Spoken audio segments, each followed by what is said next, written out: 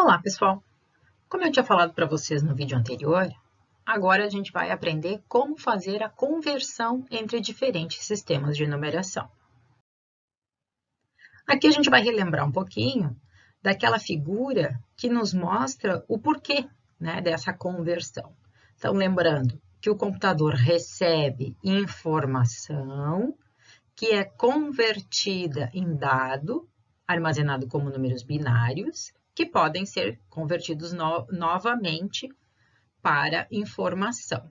Então, a gente sabe que toda a informação, quando vira dado no computador, ela é um dado na base binária. A gente viu que existem diferentes sistemas de numeração, e aqui eu relembro que a gente tem o sistema binário, com apenas 2 dígitos, o octal com 8 dígitos, o decimal com 10 e o hexadecimal com 16. No sistema binário, os dígitos são chamados de bits. E é claro que, como a base é pequena, qualquer informação vai ocupar uma quantidade muito grande de bits. Então, para que a gente consiga visualizar melhor esses dados, a gente acaba usando uma base maior e, para isso, a gente precisa saber como que é feita a conversão entre essas bases. Então, aqui de novo, aquela nossa tabela de equivalência para a gente lembrar, que existem equivalências entre as bases, todas elas, E como que a gente faz, então, para encontrar essa equivalência? O esquema, ele serve para qualquer conversão de base. Os procedimentos adotados para fazer conversão entre sistemas de numeração são divisão, polinômio e agrupamento de bits. Essa figura esquematiza a utilização desses procedimentos. A nossa base central é a base decimal, porque é aquela que a gente conhece. A gente pode ter a conversão de um número decimal para octal, para binário ou para hexadecimal, sempre através do procedimento da divisão. Observem aqui que é sempre o mesmo. Sempre que eu quiser encontrar um número decimal a partir de outra base, eu vou ter que fazer o quê? Observem, sempre um polinômio. Para passar de octal para decimal é um polinômio, de hexadecimal para decimal é um polinômio, se é para passar de um binário para decimal, é um polinômio. Além disso, a gente vê aqui a possibilidade de fazer a conversão entre hexadecimal e binário e octal através de um procedimento de agrupamento de bits. E já já a gente vai entender por que a gente tem esse caminho alternativo aqui entre essas bases. Vamos começar então com a divisão. A divisão, ela é utilizada sempre que a gente quer passar um número decimal para outra base, qualquer. A gente faz isso como? A gente faz uma divisão inteira, do quociente sucessivas vezes pela base até que o número seja menor que a base. Lembrando que a divisão inteira é o quê? É aquela onde a gente divide o número e a gente não encontra como resultado valores fracionários. A gente pega apenas a parte inteira da divisão e a gente tem um resto que também é sempre um número inteiro. A gente consegue visualizar isso através da conversão de decimal para binário. Como que eu vou achar um número binário? Eu vou pegar esse número, 13, por exemplo, e vou fazer sucessivas divisões por 2, que é a base que eu quero, e divisão inteira. Se eu pegar 13 e dividir por 2, qual é a parte inteira dessa divisão? 6. Mas esse número, ele não é divisível por 2 de maneira inteira. Sobra um resto 1.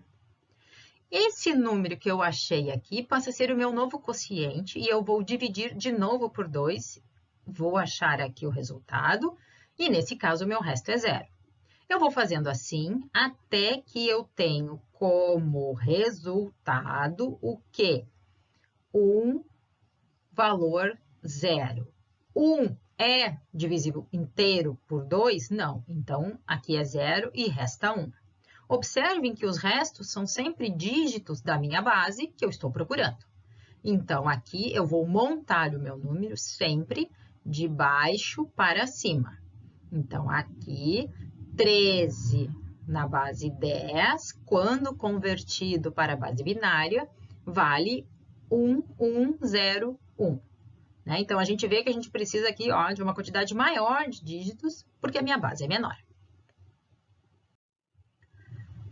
Como que é o procedimento do polinômio? Sempre que eu quiser encontrar um número na base 10, eu vou utilizar um polinômio. Esse polinômio, ele sempre vai ser na base que eu estou. Então, eu quero saber como que eu transformo um número binário em decimal, octal em decimal. Esse meu B aqui é a base do meu número. Esse meu A na N é o valor do meu dígito. E eu sempre vou começar, né, um polinômio, base aqui, posição 0, posição 1, 2, 3, até a posição N do meu número.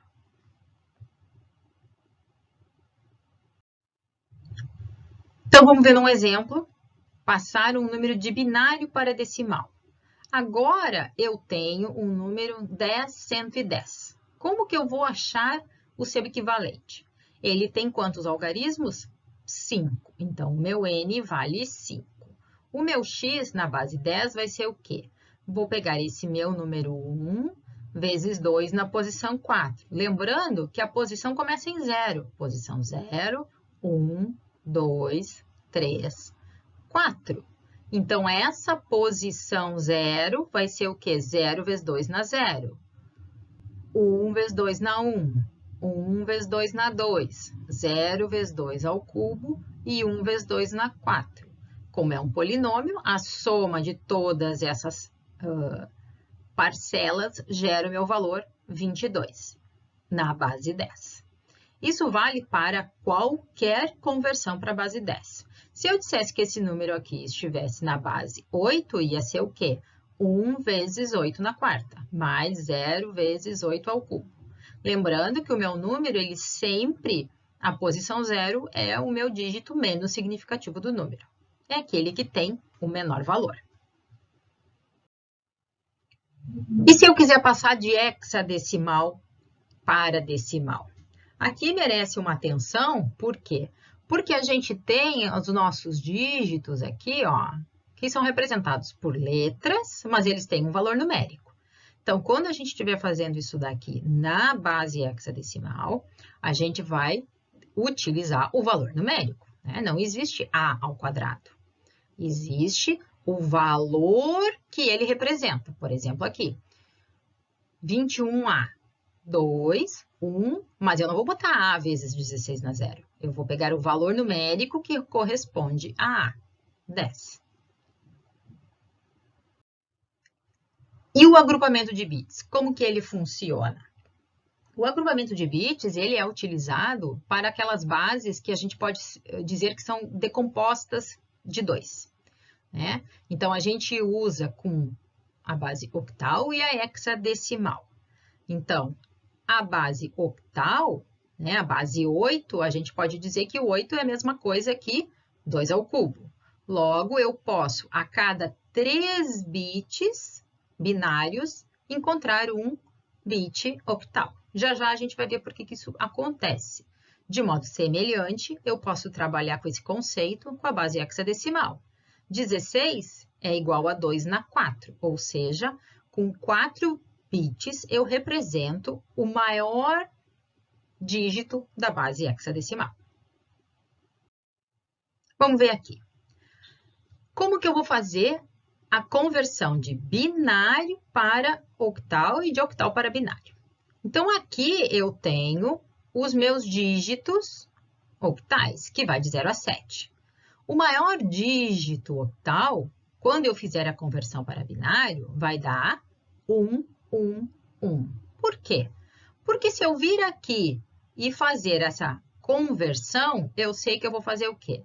Se eu pegar aqui 7 e dividir por 2, 7 por 2 vai dar 3 e sobra 1. 3 por 2 vai dar 1 e sobra 1. 1 por 2 vai dar 0 e sobra 1. Acabou a minha conversão. Se eu for transformar o meu 7 em binário, vai dar o meu 111. Logo, com 3 bits, eu consigo representar qualquer elemento da base octal. Então, a gente pega um número na base octal e cada dígito a gente transforma em binário. Né? Eu vou pegar o 2, vou transformar em binário e eu vou sempre ocupar 3 casas. Por quê? Porque ele representa 3 bits. 7, 111, 4, 100. Então, aqui não tem inverter o número. A gente simplesmente faz uma transcrição literal. Eu pego o 2 e transformo em binário, o 7 em binário, o 4 em binário, lembrando de sempre ocupar 3 casas, porque senão eu vou alterar o meu valor na hora que eu fizer a prova real, que eu quiser voltar para octal. Aqui eu tenho um número binário. Como que eu vou achar o seu equivalente octal? Eu vou fazer a mesma coisa, eu vou fazer um agrupamento desse número, pegando de 3 em 3, sempre do menos significativo para o mais, né? Então, eu vou começar sempre aqui e vou transformar.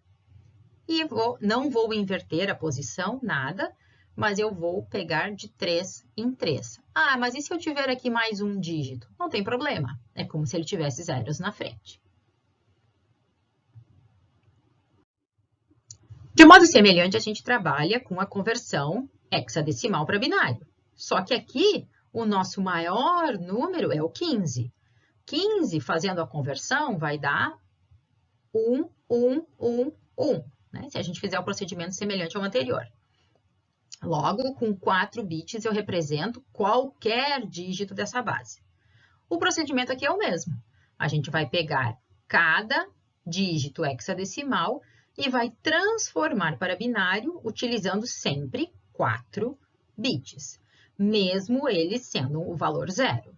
Aqui, né, a gente vê que eu não posso ignorar esses 2 zeros aqui. Se eu ignorar esses 2 zeros e dizer que a minha resposta é 10, 0, 1, 11, 11, 10, se eu quiser voltar para o hexadecimal, o meu agrupamento, na hora de voltar, vai dar um outro número, né? Então, os zeros aqui, eles têm valor, porque eles representam uma soma no meu polinômio, por exemplo.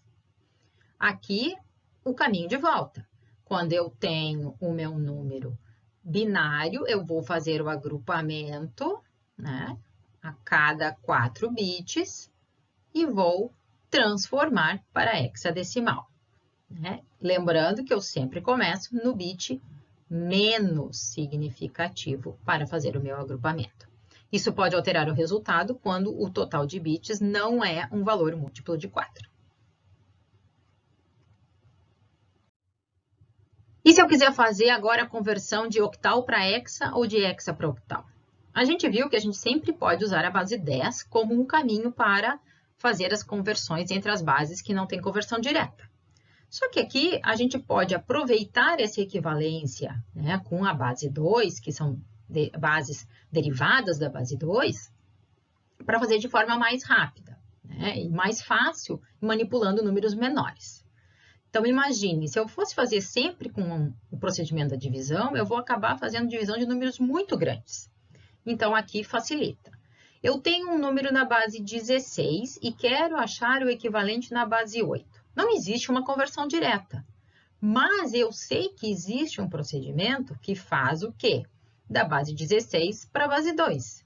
E um outro procedimento que faz da base 2 para a base 8. Então, eu vou fazer em 2 etapas. Eu vou pegar esse número na base 16, vou achar o seu equivalente na base 2, depois eu vou reorganizar os bits agora, né, de 3 em 3, que é o que eu preciso para achar na base octal, e vou achar o meu equivalente. Então, esse número é equivalente a esse. Do mesmo jeito, eu posso fazer quando eu tenho um número na base octal e quero achar na base 16. Eu vou pegar esse número octal, vou transformar em binário, vou reorganizar agora a cada 4 bits para achar o seu equivalente na base 16. Né? Qualquer um dos procedimentos que eu adotar, né, vai funcionar.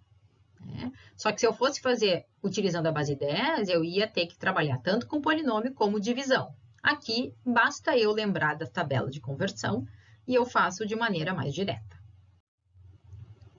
Aqui eu deixo para vocês vários links, né, com explicações detalhadas dessa conversão. Eu vou preparar um vídeo também com resolução de exercícios para a gente, né, poder gravar bem esse conteúdo. E a partir da próxima aula, a gente vai fazer uma introdução aos conceitos básicos de algoritmos, para que depois a gente possa trabalhar efetivamente com a nossa programação em C.